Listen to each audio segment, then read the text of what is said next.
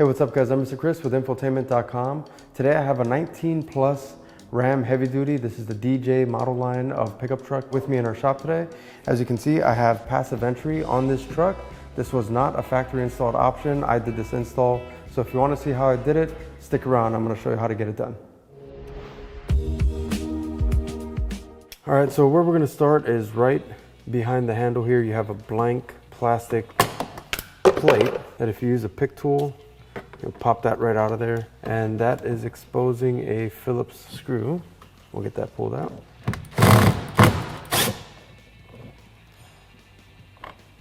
And right below it, we have our window controls. I'm going to use a little panel tool, pop this up and out, and then I'll get this unplugged and set this aside. And also this handle bezel pops out, so I'll use a panel tool, put that behind there, and slide this out. And you want to pop that out from the side closer to your truck, just because there's a little lip here that catches on the inside. So if you pop this out first, you can slide it out that way. If you start on this side, you'll probably snap this little piece of plastic off. All right, then we have this little cover up top here, just held in with some retaining clips. Use your panel tool and pop that out of the way. All right, then we have 6 T20 Torx screws that are going all the way around. These aren't actually screws, they're just little panel pops. So if you grab a pick or a little flathead, you can pull those out of there. Just like that. We'll work our way around the door. There's 2 on either side of the door.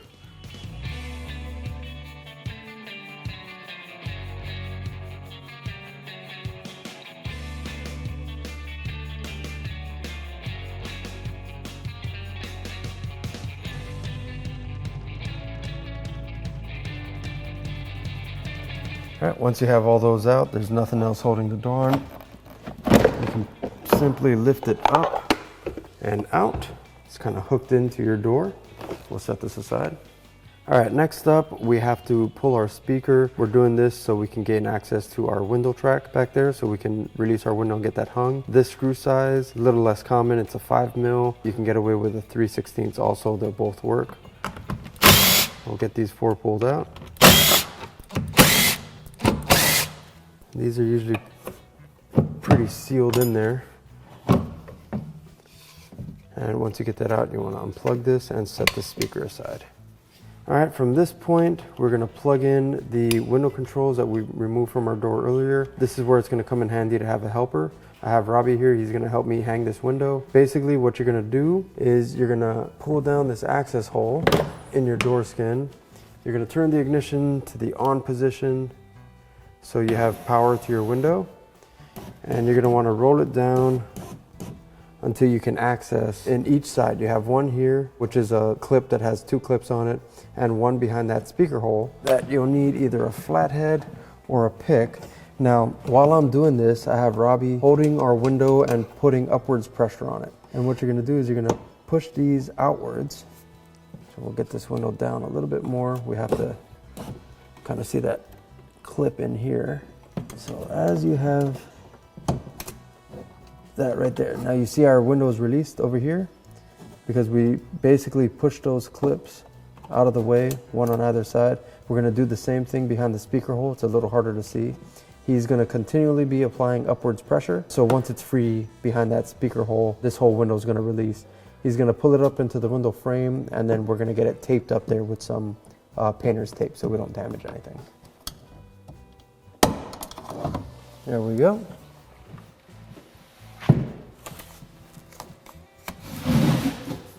Now you can do this by yourself. It just makes life so much easier when you have somebody here that can give you a hand. And we're basically taping that window up so it doesn't drop back into the channel as we pull our door skin out. It's not going to damage that glass. All right, next up we have 3 T30 Torx screws that we have to remove from the door jamb here. This is going to remove our latch. And then we have a bunch of 10 mils that we have to remove in the door skin itself. Behind this latch, there's 2 hooks. One is for your key cylinder on the outside, the other one is for your handle. We have to detach that before we can actually pull this skin out of the way. So I'm going to use that access hole to do that. You're not going to be able to see it, so I'm going to do all of that stuff behind the scenes kind of. Once we get that out, I'll show you a little closer view of exactly what I was doing in there. But we'll start here. Then we'll move on to those 10 mils.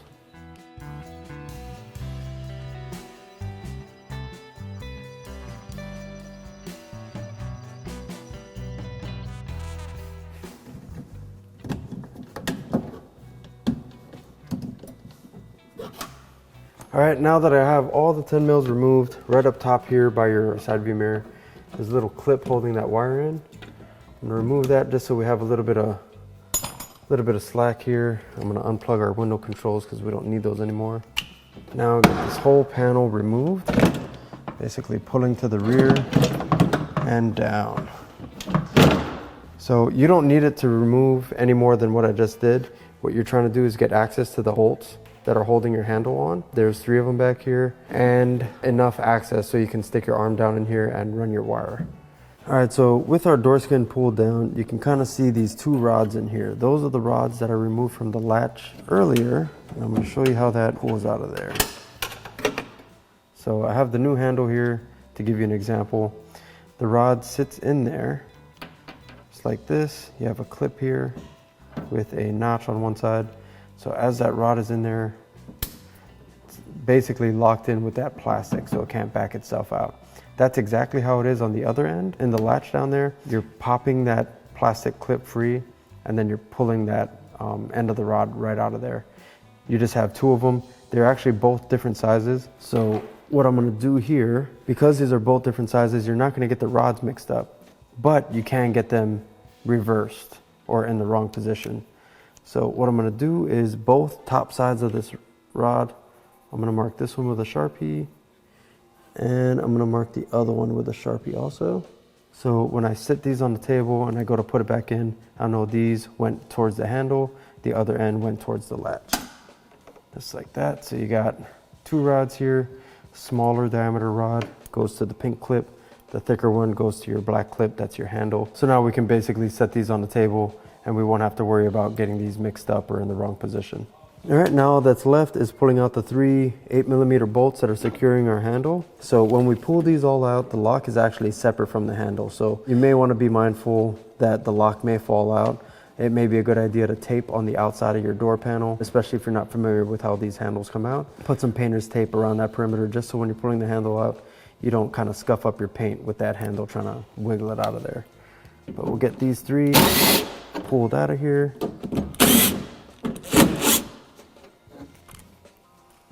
All right, now we can wiggle our handle out of there. All right, so from here, there's nothing holding your handle in except for that metal clip. So what I'm doing here is I'm opening the handle. You can see how this, this metal arm is kind of dropping. That'll help you pull this out of there. You kind of got to wiggle it a little bit. Just like that, get this out. So see here that this lock is not actually attached. It's held in with the same screws that hold the handle on. So as you're pulling it out, this could stay stuck in there, or as you're pulling it out, it could fall and scratch your paint. Either way, you kind of want to be mindful of that it's just kind of free floating in there. And as you're pulling it out, this is what I was doing. That little arm right there moves as you open and close that handle. So you got to kind of pull that and wiggle to get these all cleared from your door skin here. All right, but all we need from this is this key cylinder to transfer over to the new handle, and we can discard this old handle. We'll get this set in here. You can see this is our passive entry handle, has the wire. So what I'm gonna do now is I'm gonna fish in this side of our handle first. You wanna make sure that you get this seated in there, and then this front portion is very easy and simple. You don't have to worry too much about fighting with it. Just like that. We'll get this one tucked in there. So once you find that right kind of angle that you have to set it in there, it goes in pretty painlessly. All right, now we can throw our screws back in there.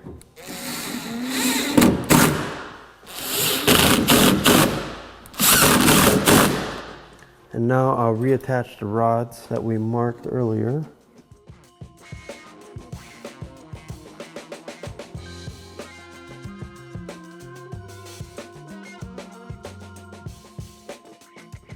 All right, once you have those in place, you can just let those hang. That'll be there for our latch when we put that back in place. but now we can move forward with the wiring portion. All right, next we're gonna move on with the wiring here. Basically, you're gonna plug in your connector with your included harness. Now, you have a few different ways that you can tackle this. The end goal, this is gonna have to get to your door boot so we can get the wires pinned into your harness. Basically, what you're trying to do is avoid the window when it's going up and down and any moving parts that you may see. So I found the easiest way to do that is actually going straight down and zip tying this harness to the bottom down here. You see you have an eye loop down here. There's another one more forward on that door. So we have two connection points that we can use. Now the only issue that I could potentially see is when you zip tie this wire down here, if it's in the right orientation, maybe too close for that window bracket and it may hit it. So what I like to do is either put a piece of duct tape. You can use 3M double-sided tape to get this stuck onto your door skin. You can use an adhesive. What I like to use is strip caulk because it'll handle the high heat. So I'm gonna clean my door panel right around here with a little bit of alcohol. Then I'm gonna grab my strip caulking here. I'm gonna go over this whole section, just like that. That way this doesn't end up hanging down here. Even if you're pulling this connection tight, that way it'll kind of hug the skin of your door, keeping it as far away from that window as possible. All right, we're gonna throw a zip tie at the bottom here, and I'm gonna zip tie it on the inside of that eye loop.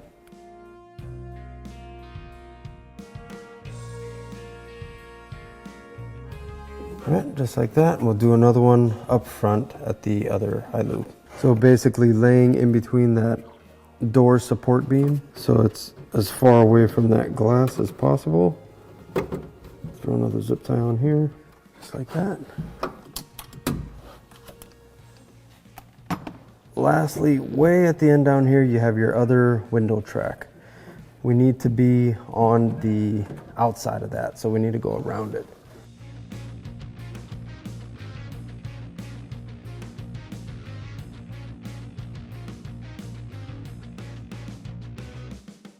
Basically just like that. As long as you're on the back side of this and you're not interfering where that window sits, you'll be fine. All right, next I'm gonna run it right through this hole right here. You can lip it around this edge, but I feel like it's a little safer going through that hole in the metal. So I'm gonna run it right through there. And that's gonna spit me out right where I need to be. This is the door boot harness. And that is where we need to feed our wire through. So we can leave this right here. We'll go ahead and put the door skin back on and we'll keep working that wire into our door boot. All right, now I'll get our door skin back hung in place. And as you can see, we have the harness exactly where we want it. This is totally fine. There's a seal in here to be coming out through here. When you tighten everything down, that's just going to be going through the seal. So we get all of our 10 mils remounted in here, the T30 Torx that are holding our latch on. And lastly, don't forget to reconnect the rods to your latch. And they're both different sizes and they're both different heights, so you can't screw them up. They only go in one way.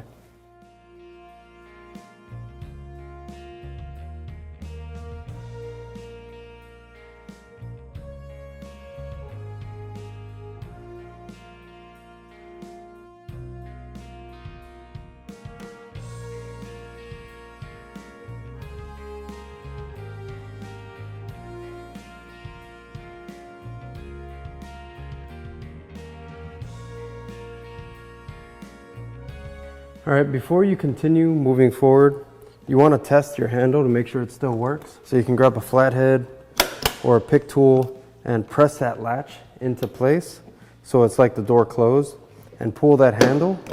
And if your lock opens up, that means that you connected the rod in there good. You don't want to put this all back together, close your door, and not be able to get back in. So you always want to make sure that you at least check the handle before you move forward.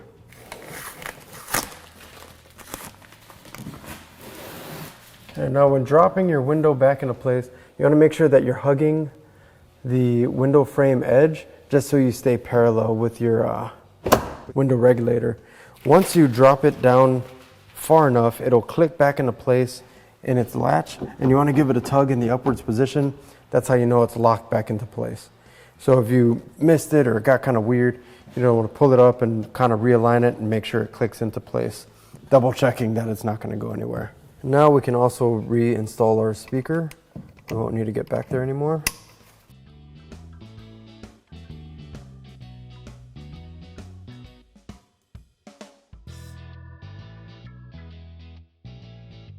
All right, so because we have to get the wire through here, I have to go ahead and pull this off.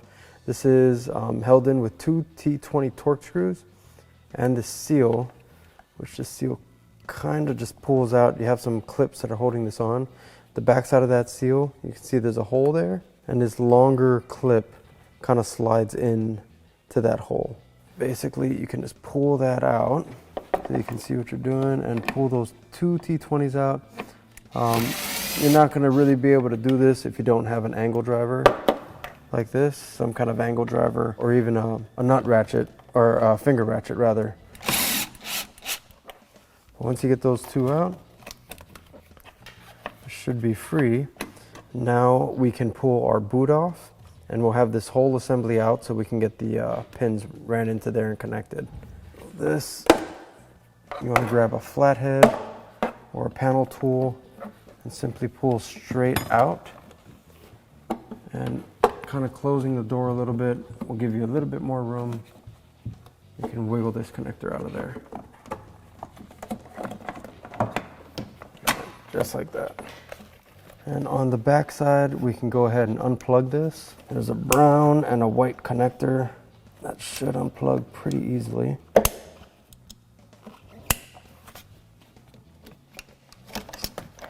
One and the other. All right, now we have another wire in ours. This is for 360 camera that we did. This is a prototype truck that we have, so you're not going to have this wire ran through your harness. Disregard this. We're only concerned with this piece here. We're going to pull this boot off.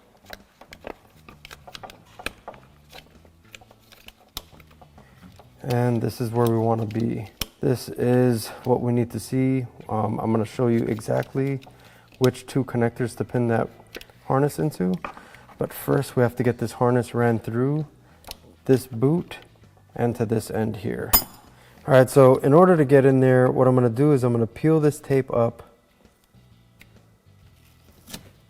And I'm actually going to remove it because I'm going to replace it with a different kind of tape. And now we have this plastic cap here. What I'm going to do is kind of pry open the sides. There we go. There's another edge lift over this top edge here. I'm going to pop that free. And that'll allow me to pull this whole thing free. I'm going to reuse this, so don't destroy it or throw it away. And I did all that just to access that boot so I can get my wire ran through there. Now, if you got the skills to, you can probably run this wire through there without using a fish wire. I don't, so I'm going to use my fish wire here, which is basically a large zip tie that I'm going to tape my connectors to. I'm going to leave a little flag on here so I can pull this off once I get to the other end. And make sure your wires are nice and tight in there so they don't come off halfway through that boot. Now I'm going to take the pointed end of the zip tie. I'm just going to feed this through our boot.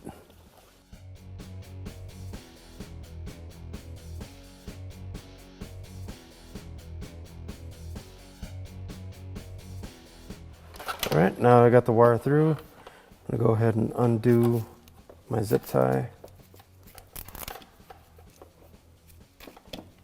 And now I can go ahead and reassemble our door boot, and we can get our wires pinned in there.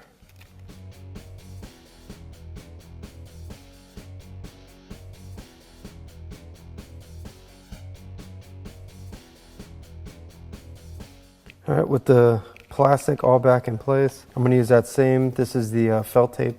It matches that factory finished tape, and I'm just going to wrap the whole thing with that tape so it not only looks good, but it's also protected just like it was from the factory.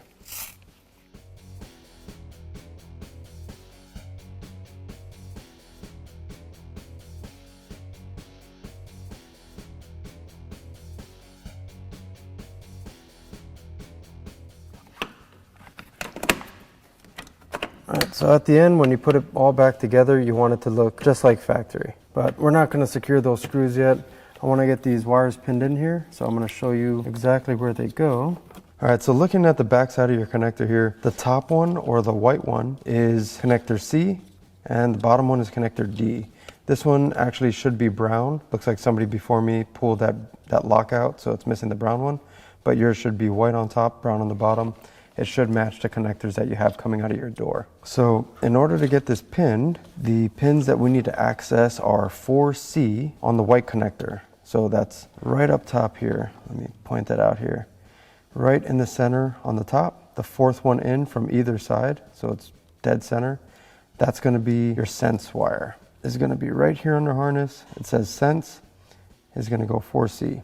The bottom connector, or D, this is 5D, which we have to pin for the return wire. So again, on our harness here, we have one that's labeled return. That's going to be 5D. So if you're looking at it with the top connector being the white one and the bottom being the brown, it's going to be 5 over from the left, very bottom. So 1, 2, 3, 4, 5. This hole right here is where we're going to slide our return wire into. So to make life a little easier, you could put this in there without removing the locks. I find it's a lot easier when you remove the locks. So in order to do that, we're going to take this shield off here, this outside bracket, by depressing. You have a connector on top and 2 on the bottom. Push those down as we're pulling out on our bracket here. There you go. That'll pop that off, and that'll expose the locking plate on your connectors. So on either side,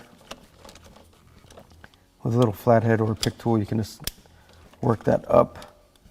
Once it locks in the upwards position, you're now open to pin your connectors. This bottom one would be brown, but again, we're missing this one. But you'd want to do the same thing down here, just pushing that up. And since the lock is now open, we can take our sense wire, we'll pin it into 4C, which is right up here. And if you try to put the pin in the wrong direction, it'll give you a lot of resistance. When it's in the right direction, it'll slide right in. And you want to push it until you hear it click. That's locked into place. Once you have it seated, you can go ahead and snap your center lock back in, make sure it looks just like it did before you push it out. Now that wire is secure. We'll do the same thing for our return wire, which is 5D. So 1, 2, 3, 4, fifth one over. We got that nice click sound. Our wire's connected in there pretty good. So with all this excess, I'm going to basically shove this right into the center of our connector here. That way we can put our boot on without having all this excess wire cause us problems.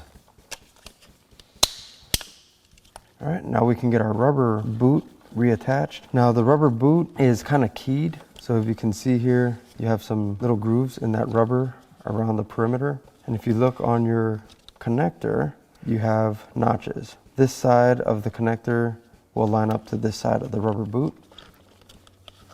So if you're kind of fighting with this thing, it doesn't want to go back on, make sure to check those little rubber notches, that they line up with your plastic.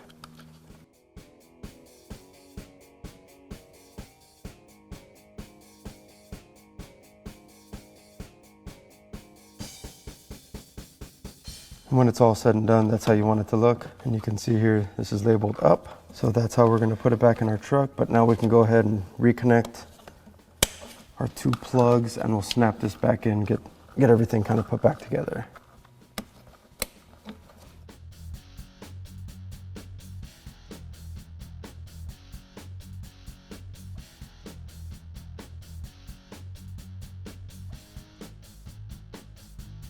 Now we're good to remount the inner side of the boot that's connected to the door, and then I'll put our seal back on.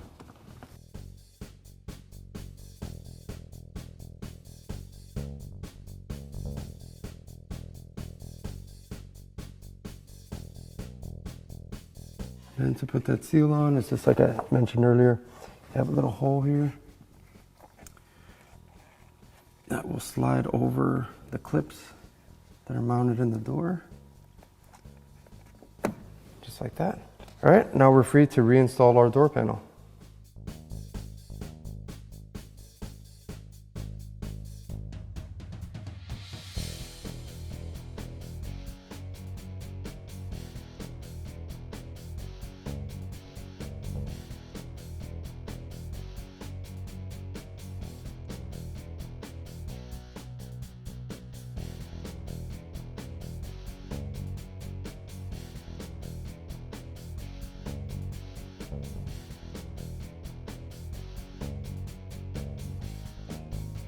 All right, we got this side wrapped up. I'm gonna jump over to the passenger side and just show you some of the differences between the two. Otherwise, the install is identical. All right, so we're over on the passenger side, and essentially everything was the same, besides we are missing a rod. The driver's side has that single skinny rod with the pink end on it for the lock. This side there is no key, so we don't have that. But even though we just have the one, I'm still gonna mark the end that's closest to the handle, just so I don't get those two ends mixed up. I'm gonna pop it out the same way.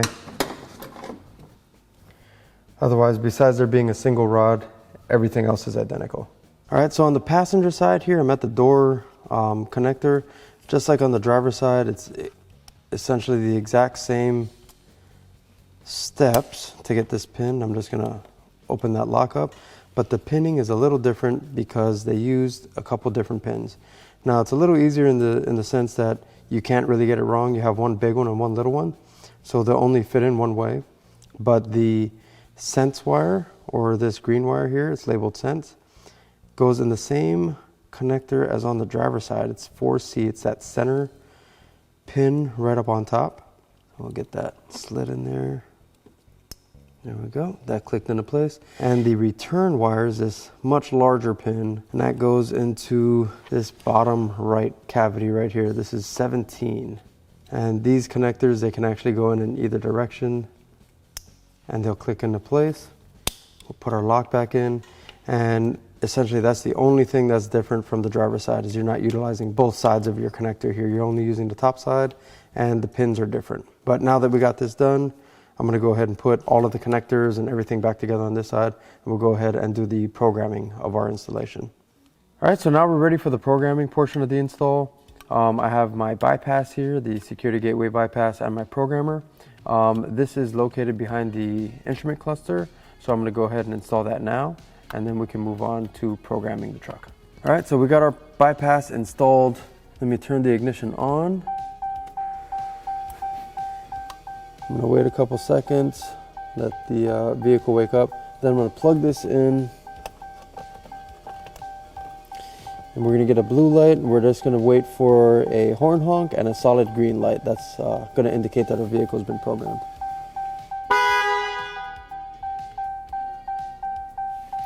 All right, there's our green light. That means our vehicle is programmed. Now I'm gonna go ahead and turn the vehicle off, and I'll let it go through a sleep cycle or two, and then we'll go ahead and test out our new passive entry. All right, so the install's all wrapped up. We're gonna show you how it's activated and how you use it. Basically, when you have your keys in your pocket or on you, you come up to the back side, you'll touch the inside of the door handle, that'll unlock it. You'll get a light flash, and the locks will unlock. And to lock it, you'll press that button in the center, and you'll get the horn honk, light flash again, doors will lock. All right, so that wraps up this install. So this makes a great convenience upgrade, especially if you already have push button start. You basically don't need the use of your keys at all. You can just walk up to your truck, unlock your door with your handle, jump in, push the start button, and you're on your way. So if you like this video and you want to see more just like it, be sure to head back to infotainment.com for more. Thanks for watching, guys.